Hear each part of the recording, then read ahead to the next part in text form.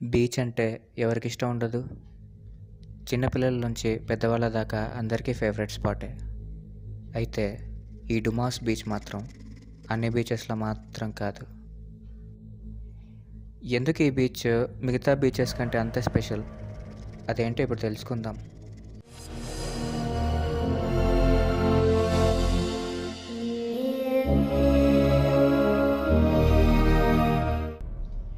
Dumas beach సూరత్లో 21 కిలోమీటర్ల Coast లైన్గా spread అయింది.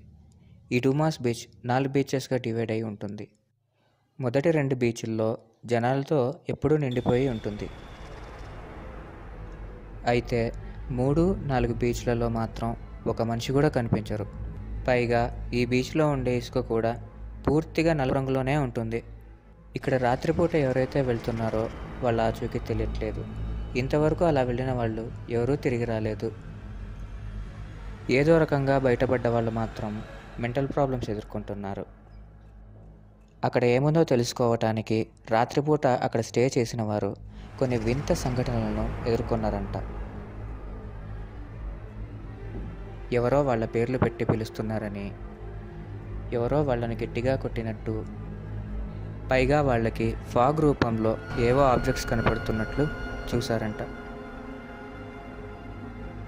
అయితే ఇక్కడ లోకల్గా ఉన్న వాళ్ళు చెప్తున్న మాటలు ఏంటంటే, కొన్ని వందల సంవత్సరాలకు ముందు ఈ డుమాస్ బీచ్ని శ్మశానంగా వాడేవారని, కొన్ని లక్షల మందిని ఆ బీచ్లోనే దహనం చేసేవారని, అలా దహనం చేసిన బూడిదంతా అక్కడున్న ఇసుకతో మిక్స్ అయ్యి ఇసుకంతా నలుపుగా మారిందని చెప్తారు.